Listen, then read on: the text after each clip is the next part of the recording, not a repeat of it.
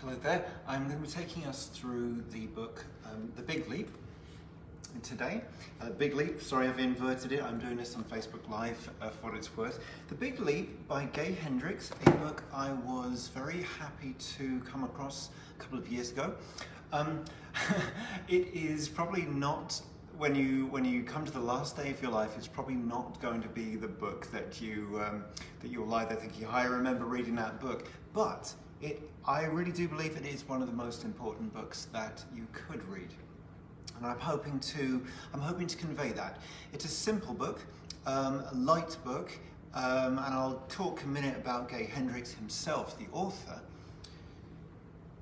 Even of the books that he's written, and he's written quite a few, it's probably not even his most famous one. I was actually surprised when just revisiting him, shall we say, just to see how many books he has written and what an amazing career he's had. So just briefly, the author, Hendricks, or maybe I should say Dr. Hendricks, he is probably as famous as known for his work on conscious breathing, his work on relationships, and if I'm going to talk about him, I should really mention equally his wife, Kathleen. They've been married for, I don't know, 40 years or so, and she's very much an equal part of his work. He used to be a full professor at the University of Colorado in the counseling psychology department, that's right. And so, like a lot of people like him, the body of work that really was his to do has flourished since then, since that time. And he set up the Hendricks Institute and all of that. Written many books, traveled the world, still does. In fact, I was thinking, compared to a lot of the authors of books I've covered in the last few weeks, he's still alive. You can still go see him. I'll talk about this at the end too, but he was probably the author that I realized, if I'm going to read a book and I want to get the most of it, I need to listen to him talk live as well.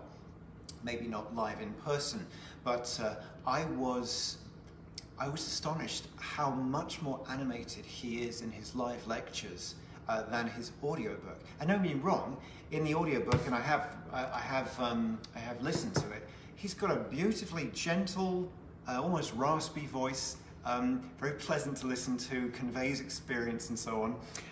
But in his lectures and his maybe after dinner talks, very lively, very animated, and you definitely get something else from that. I know I'm going off subject here, but if you want to get the most out of a book, there's something to be said for listening to the author speak, because a frequency of the energy that created the book in the first place carries through their voice and their words. Okay, right, The Big Leap. The Big Leap is about, the essence of The Big Leap is about our upper limit that maybe we don't even know is there. It's a barrier to maybe a greater, more expanded, evolved part of ourselves that's supposed to express in this lifetime. The essence of the book is about increasing how good we feel for a longer time. So the amount of good we feel, and for the length of time that we can feel it for longer. Okay. This book is full of examples of people that have touched their upper limit and then plummeted down again, okay? So we got people like Bill Clinton, of course, former president. He talks about Bill Clinton walking around the White House when he was younger. I've just seen someone's asked about readings. I will not be doing readings today. I will be doing them on Monday, okay? On Monday, please show up at 7 o'clock if you would like. Okay. Bill Clinton, who toured the White House when he was in his 20s or 30s and said, I will be president, and of course became president, and then created a, what should we call it, a sabotage in his life, and then something to rebound from. Hendricks talks about John Belushi, talks about lottery winners, people that win the lottery and then cannot handle cannot handle that amount of money, and then sabotage themselves. So people like this in situations like this. Okay, there's a lot of fours in this book, and the first four he talks about is the 4 zones of experience that we generally exist in. So first of all, we don't worry about writing this down, you'll get the gist of it, okay? We got the zone, the first one, the zone of incompetence, where we do things that we are really no good at. Then we've got the zone of competence, where we're doing things which we're okay, but not that great at, as well. Then we've got the zone of excellence above that. And this is an interesting area because it's seductive. His words, seductive. The zone of excellence, where we are doing things that we're very good at, perhaps better than other people at, and because of that, there's a very quiet comfort in there. There's a quiet comfort in there, and we can stay in there. We can keep ourselves in it. Above that is the zone of genius, and this book is about leading us into that. The zone of genius which we excel at, which we are doing when we're doing things we are meant to do, okay? You know, there's a difference between being good at something and being great at something. And this book is about getting us to be great, getting us to be great. I'll say again, this is a simple book. This is simple. This is not deep psychology, it's not hard science, and yet there are some things in here that could unlock something enormous for you. If those are the 4 zones, then we've got these 4 false beliefs. These 4 false beliefs, and this is about sort of dismantling the problem here. And this is probably worth listening to, okay? False beliefs that when we're reaching a new zenith for ourselves, some of these false beliefs can kind of pull us down again, okay? So one of them is feeling that we are fundamentally flawed. Fundamentally flawed. I know I've had that in my life, feeling fundamentally flawed. Secondly, the second one is the second belief is surrounding disloyalty and abandonment. Maybe a fear of one or both of those. The third one is the false belief that more success will be more of a burden. Okay, and the fourth one is, in his words, the crime of outshining. The crime of outshining. Okay, so there's a, I'm not going to get fully into it, but there's a very touching example of someone who had issues for like 40 years of his life because subconsciously he did not want to, or he felt guilty about outshining his sister who had died, who had passed on. So these are very deep and very entrenched. He then gets on to how to spot the problem, right? How to spot the problem, and I'm kind of summarizing this in the hope that you will maybe. That happened. I just threw it over there. Entertaining. In the hope that you will pick it up and not throw it across the room, and that some of what I'm saying will be in your mind and open this up for you. So then he gets on to how to spot the problems in your life, because that's the art, isn't it? That's the art, isn't it? If you're waiting until you have a problem, it's too late. We want to be able to spot when it begins to become a problem. So let's see if any of these land for you, okay? We've got worry, excessive worrying, circular worrying. We've got criticism and shame, whichever it is, the feeling of shame or the act of criticism. We've got deflection, and I'm a Brit, and we are masters at this, at deflecting. We get a compliment and we say, oh no, it was nothing. It was deflection. Squabbling is one of them. Getting hurt or getting sick.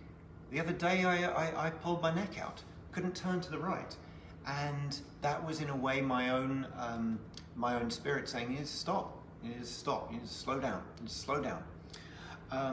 So then let's just add to this, we've got another set of behaviors which are out of, where we are we're going against ourselves. We're going against our integrity. We're going against our feelings. We're going against our significant truths. And these will, our divine intelligence will then pull us back. Going back to Bill Clinton for a minute there, he talks about, the author talks about seeing Bill Clinton on television when he was being interviewed about his conduct, and he said, "I did not do that. I did not do that." And Gay Hendricks knew he was lying. He knew he was lying, and had a gut feel of what was about to happen there. And so it's really important, if we want to get to our heights. It's really important not to be going against our feelings, our intuition, certainly for too long. I understand we do that to a point. Okay, so this is where it gets a bit more interesting, because he's talked about what the problem is. He's talked about where we can trip ourselves up. Okay, all of that, he's talked about it. So then the next part of the book is about getting into that genius part of ourselves, into the genius part. And so here's some questions. Here's some questions that he encourages us to ask ourselves, or he would encourage you to ask yourself. Okay, and you'll say one question is, what do you love? What do you love? What do you absolutely love? When is work not like work? Okay.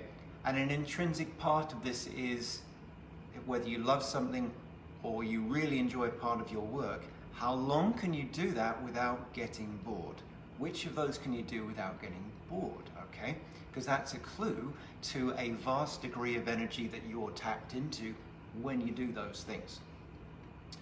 What brings you the most satisfaction? What is your most unique ability? Like, these are the pathways to it. The pathways away from it, not that it says it, but the pathways away from it are, what do you think you're supposed to do? What do you have to do? that's the sort of thing that pulls us down into excellence and down into competence. Okay. In terms of articulating these and as it were, practicing it, making it happen, right? He says, questions to ask yourself. Let me just get this out. Sorry. Questions to ask yourself are: I am at my best when I am, and then you fill in the blank there. I am at my best when. I could say I'm at my best when I'm doing music, right? When I'm at my best when I'm such and such, and when I'm at my best. I'm getting a bit tripped up here. The thing I love about being at my best is, okay? So we've got a sense of an action, and we've got a sense of how we feel when we're at that action. And this is sort of the pathways up and into it, up and into accessing that. He's got what he calls an ultimate success mantra. And the first time I came across this, and I'm going to be honest with you, the first time I came across this, I rolled my eyes because I was a little tired at that time of mantras, of affirmations, of say this and this will happen. But I must say I liked this one. I'm just going to read it out to you. I'm going to just read it out to you and just see how this lands for you. His ultimate success mantra is, I expand in abundance, success, and love as I inspire others around me to do the same. I'm just going to say that again, okay? I expand in abundance, success, and love as I inspire others to do the same. So there's a couple of keys in there. One is the word expand. The other is the inclusion of other people. So you notice that it's not about getting something, it's about expanding. And when you're expanding, there isn't a limit there. There isn't a, now you're done. the word inspire, if this wasn't, just in case you're hearing this for the first time, the word inspire is derived from being inspirited. It's about having spirit in you, and I don't mean channeling. I mean vitality, vivacity, joie de vivre, all these things. And so you're inspired when you're expanding, and you're inspiring other people to do the same. It's a unified process. I expand in abundance, success, and love as I inspire others around me to do the same. And so I got to say, I quite like that. I quite like that. I can say it without expectation. I can say it, and it feels good when I do. Okay. Okay. So at this point in the book, when I got to this point in the book, I was like, you know, I'm good. I get it. I've enjoyed it. It pushed me enough, but not too much, and I'm happy. And then the book goes somewhere I was not expecting. It was a bit like when I watched the second Batman movie, The Dark Knight, and he's dealt with the Joker, and you think that's the end of the movie, and then there's this whole bunch of scenes with Two-Face in it, and it sort of shakes. Well, for me, it shook my comprehension of what a movie should do. I was like, I'm watching another movie here, kind of thing. Anyway, so then he gets into our relationship with time, and I gotta say, I didn't see that coming. Time. So he talks about, and this really landed for me, he talks about this feeling of always being rushed, always feeling like you don't have enough time, okay? And he draws a distinction between a Newtonian relationship with time and an Einstein or Einsteinian relationship with time. With the Newtonian one, you know, you're on the clock. You run out of it's all about the minutes in the hour, the hours in the day, days in a week, and that's it. With Einsteinian time, you are time. Time is you, and it's your time. And he is encouraging you to expand around time and make time belong to you rather than you belong to time. And I love that. I love that. Absolutely love that. And that's something I forget to play with. That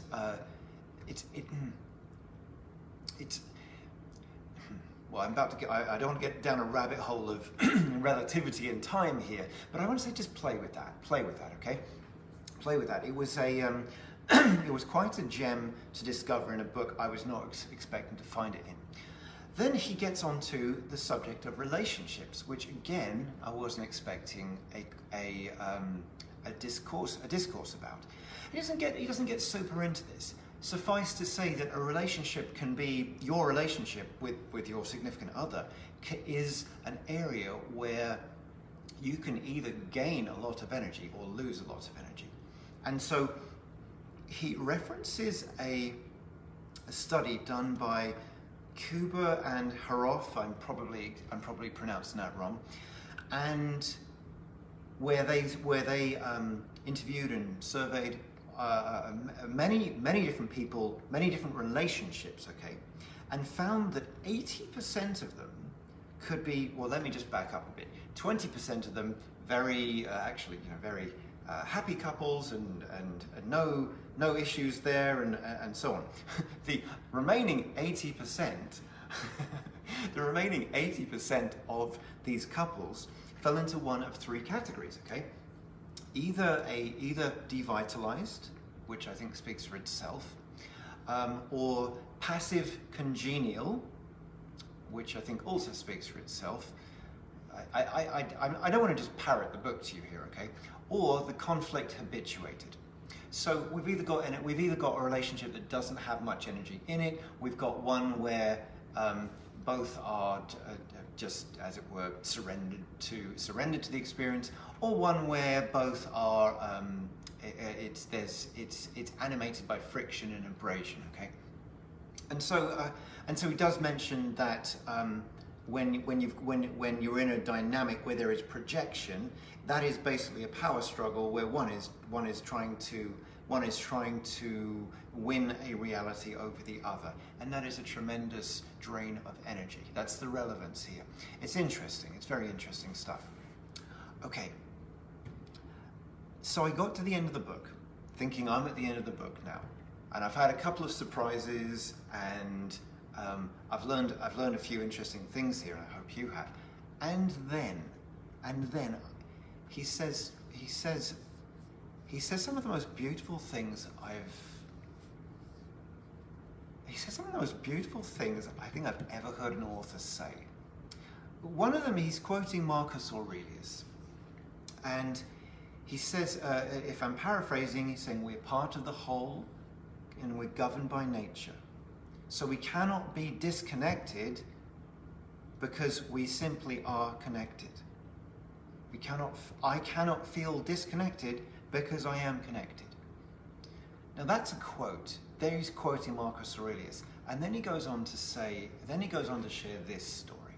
So Gay Hendricks, he never knew his real father. His real father died, I think, when Gay Hendricks was a couple of months old.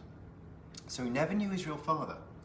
And so one day, and I think this is in the South somewhere, he's 5 years old, and he's been learning at church about the Son of God, Jesus, right? And so he goes for a walk by himself in the garden, mid-afternoon after lunch, and he starts looking up at the trees, up at the sky through the trees, and he's let me get this right.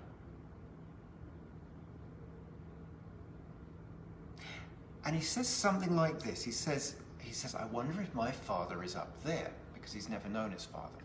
And if my father is up there with God, then maybe I am the Son of God as well. And if not Jesus, but since he didn't know his father and his father's up there and God's up there, he's making these connections. And if I'm the Son of God, then we all are the children of God. And if we're all the children of God, then everything is connected. And I'm sorry, I've totally mangled this story, but he's 5 years old when he came to that conclusion, which just stopped me in my tracks when I read that. And I found that beautiful, because everything I've said up until this point is information, unless you can plug in that point of connection. If you can get to all things are in some way connected, and I believe that enough, then the big leap past the upper limit is possible. And he says our upper limit is always shifting as well, because our spirit's always growing. And so he doesn't even say that until the appendix, like the last couple of pages of the book. So I was very touched by that. I was really very, very touched by that. So that's The Big Leap by Gay Hendricks, and I really recommend it. I really recommend it. It's not got all the answers to every question, yet I do believe all of us, I think you probably agree with me, all of us have that genius in us. We've all got that genius in us, a total unique genius in us, as part of us, that I don't even want to say wants to express, needs to express. It's our responsibility as a human and a spirit to find that as best as possible, to follow that as best as possible. And this is a very clear and simple and coherent exploration of that. If you're going to read it, or if you want to get the audiobook, listen to his live lectures as well. Very animated, brings in different stories, different computations of that. There's all the breath work he does, and all the work that he and his wife do on relationships as well. So that is The Big Leap by Gay Hendricks, and I will say thank you and God bless.